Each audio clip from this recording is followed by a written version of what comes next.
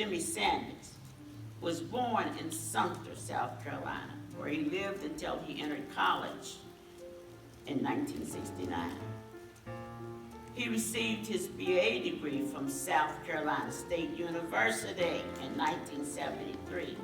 He received his master's degree in healthcare administration from the U.S. Army Baylor University program in 1984. Jimmy received his Army Officer Commission in 1973 through the South Carolina State ROTC program. His final assignment in the Army before retiring in 2003, with 30 years of active duty service, was as Chief of Staff, Southeast Regional Medical Man at Fort Gordon, Georgia. Not only was Jimmy over one hospital at one time, he was over many hospitals at one time. After retirement from the Army, Jimmy worked 12 years as a professional health care consultant for 2 organizations, Deloitte and Bearing Point. Jimmy is a graduate of the U.S. Army War College and the Army Command and Staff College. He wears the Expert Field Medical Badge. His awards and decorations include the Legion of Merit, Defense of Meritorious Service Medals, and the Army medals with 5 oak leaf clusters. Jimmy is a board certified and life fellow in the American College of Healthcare Executives. He has been awarded the A Proficiency designation by the Army Surgeon General for his long service of excellence in the Army Medical Department. For a lifelong of professional military service, he was inducted into the Order of the Military Medical Merit and Order of the Honorable St. Barbara. So this morning, Grant Hill, I now introduce to you the speaker of the hour, my husband, my main man, my best friend, my all in all, Colonel retired Jimmy Sanders.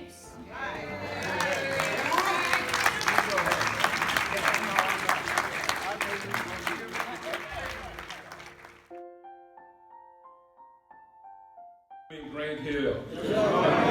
It is a pleasure to be here. Yes, it is always a good time when I'm here. I'd just like to make a few words, and just want to say thank God that I'm here. Thank God for my family. I want to thank God for my church family. And I think my church family, you were key to moving me along. When I finished high school, or before I finished high school, I remembered the days and times when we would be out doing whatever you do on a farm and being critical of what we were doing in life situation. And we didn't realize at that time what we really had that many others didn't. What we had were parents who had a vision. And I remember the times when our mother, she stayed up all the time, it seemed. She would get up early in the morning and go to bed late at night, but through it all, she would just hum her songs and do whatever she had to do to cook and clean and take care. There was always a lot of folks around. And because, you know, my parents, like most parents of those days, they had lots of children. And thank God they wanted a lot of children. So that has given me the pleasure of having lots of siblings. And that given me the opportunity, though, to also to expand my reach and my an opportunity to have siblings who were in my corner, providing me with encouragement, giving me key ideas and solutions just to help me build my being. I think Francis mentioned that I mentored lots of people, especially lots of African Americans.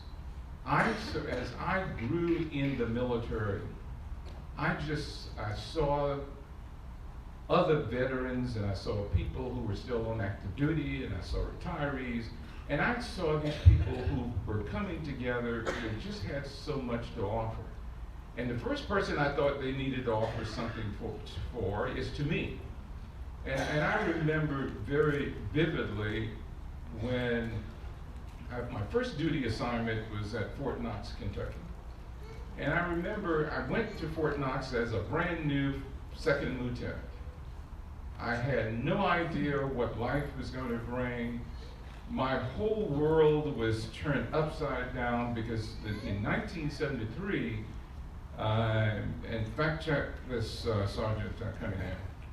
In 1973, the Army was going through a situation with a massive reduction in force, and I'm sure some of the many veterans here lived through some of that experience. I was assigned to a field hospital. My job was the admin officer / company commander in this field hospital.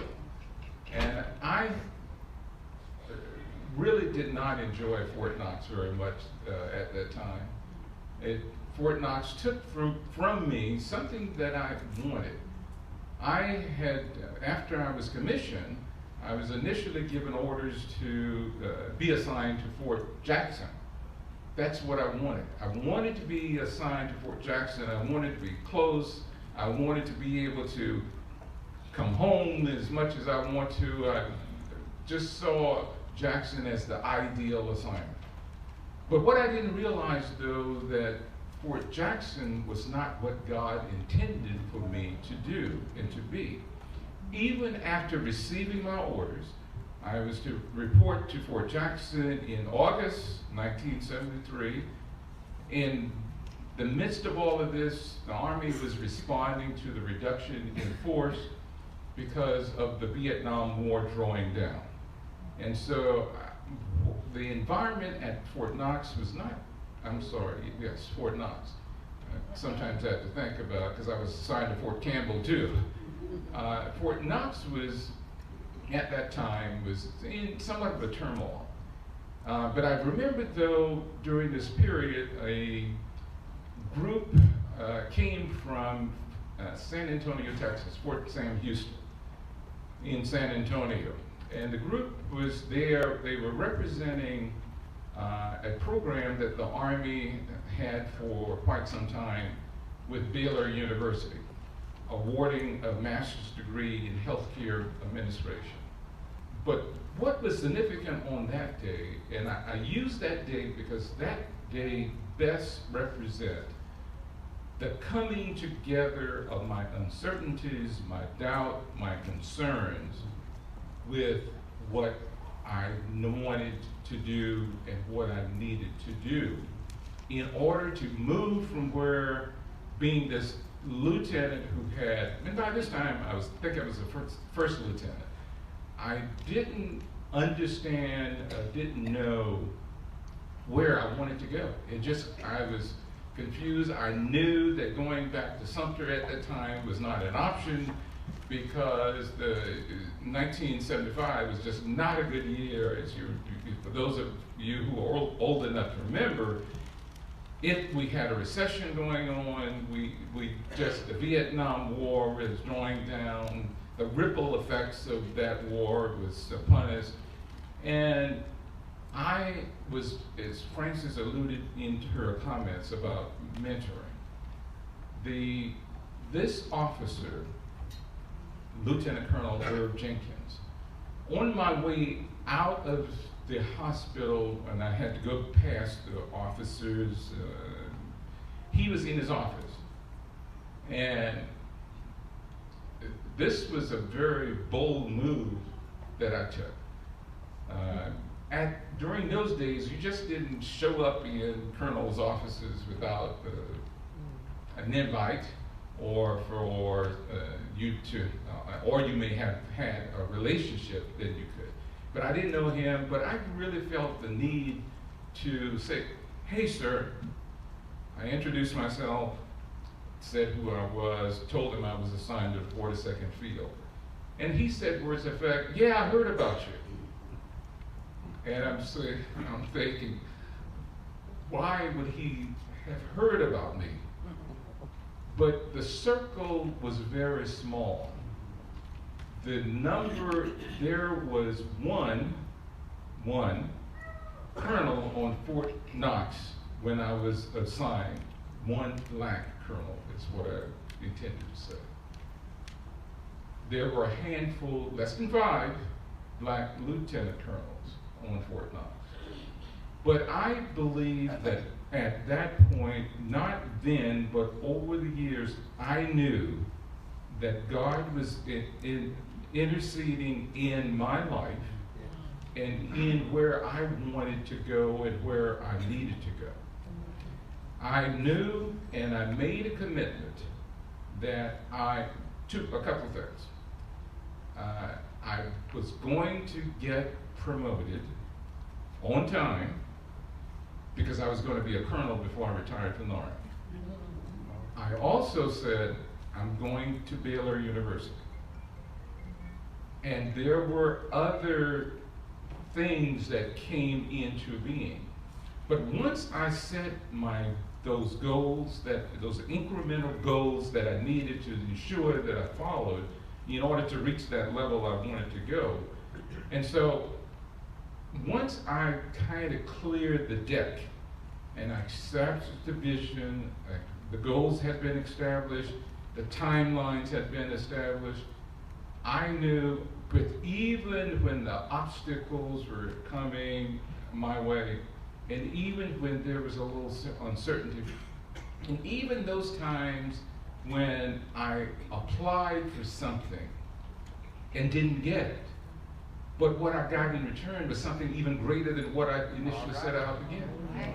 And I say, and I can give you so many examples of when I thought, and I was a little disappointed when I didn't reach a certain goal in a particular thing. But when as I then kind of stepped back and kind of do a reassessment, and then I realized that what I was going for was limited. What I should have been reaching for was steps and things that were higher. And so, most of all, what sometimes you hear people call stretch goals.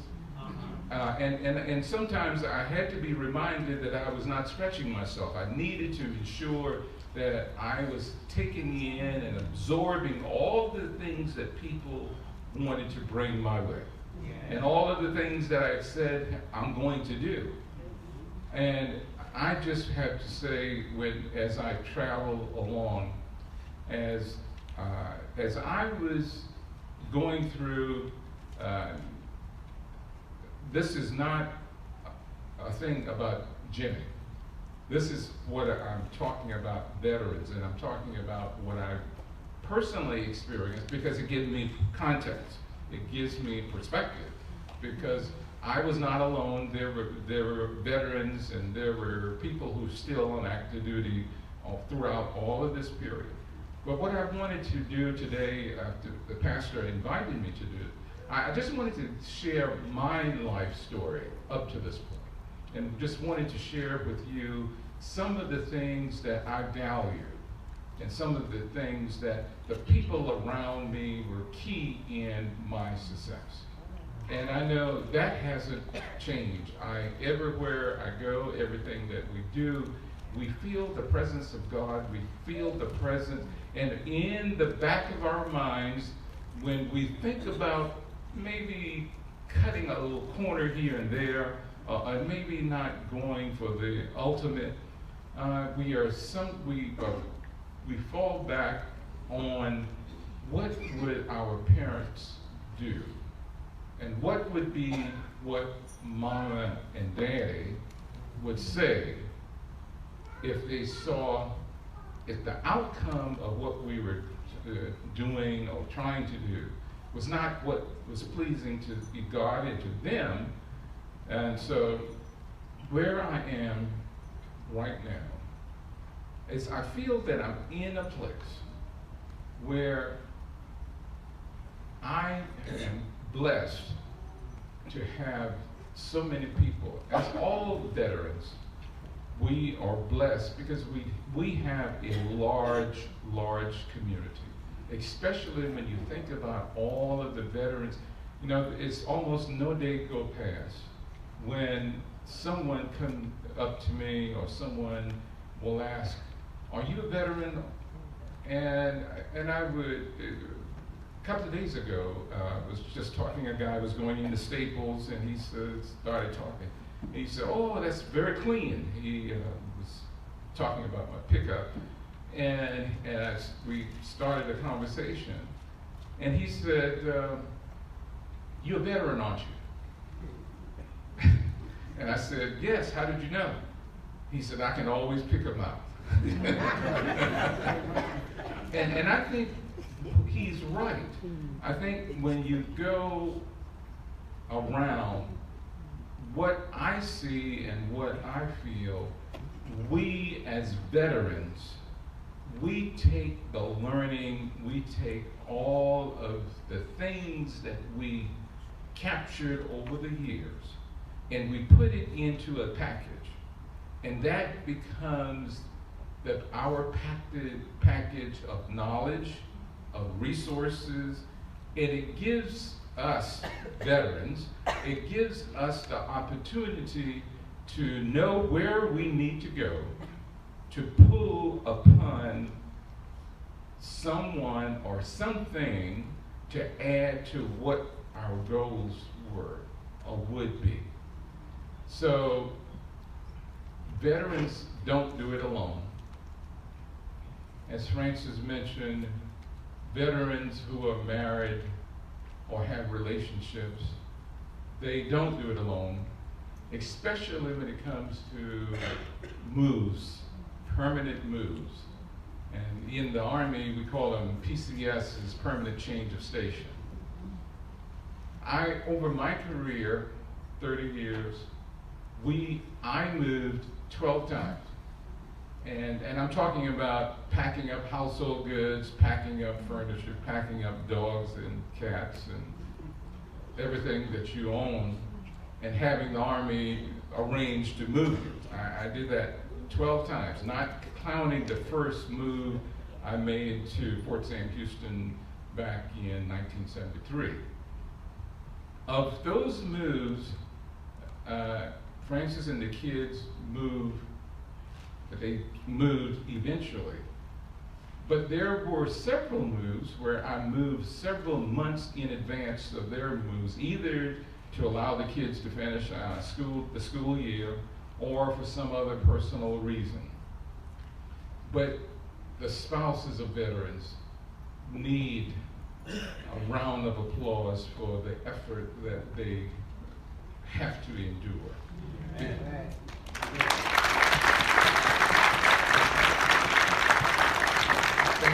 Thank you. There is almost no way that a veteran can be successful without taking care of the home front. And the home front, in many instances, is vital to movement along the way, because it is tough to get out there and fight the fight, and I'm talking about literally a fight, because it could be warfare, that actual warfare that your spouse is involved in. So they cannot be effective if they are constantly thinking about the family at home or issues at home that cannot be addressed. You just can't pick up the telephone, well, at least during most of my career.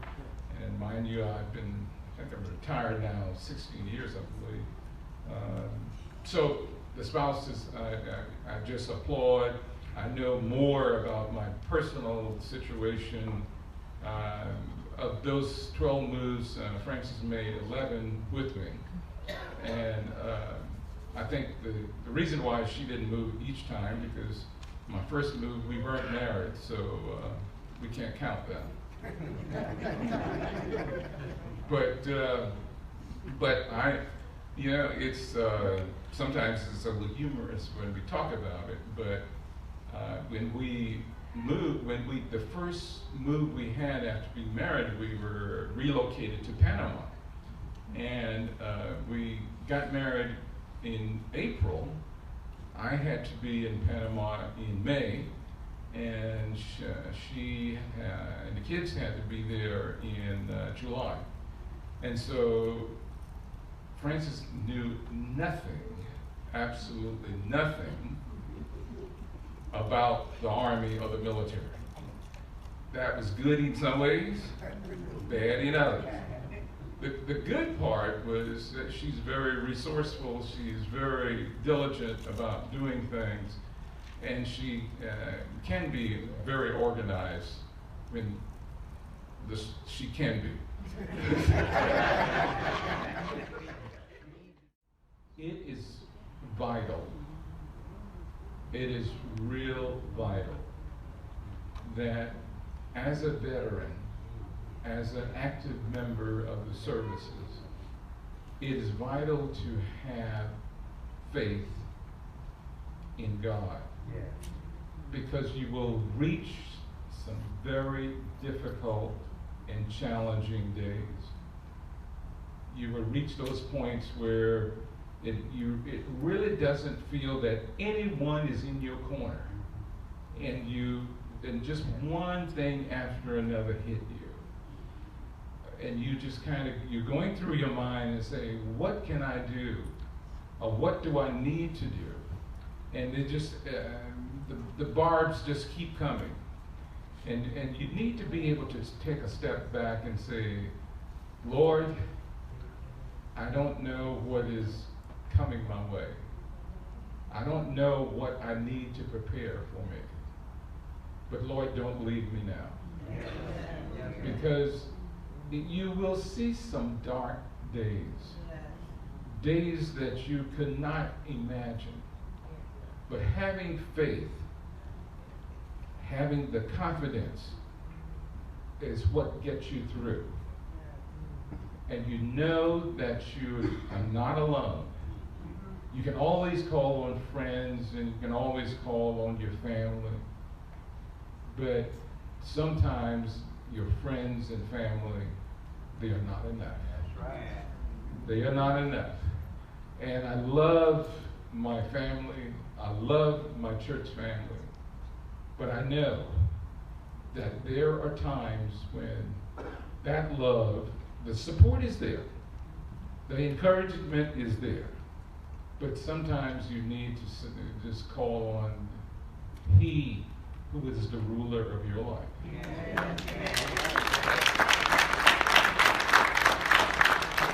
And so I just want to thank the pastor. I want to thank the leadership of this church. And I just want to thank you as the congregation for giving me this opportunity to address you from the pulpit. And it is an honor that I do not take lightly. I do not take lightly of this opportunity. So, Pastor, I want to thank you. I want to thank your leaders for giving me this pleasure to be here. Thank you.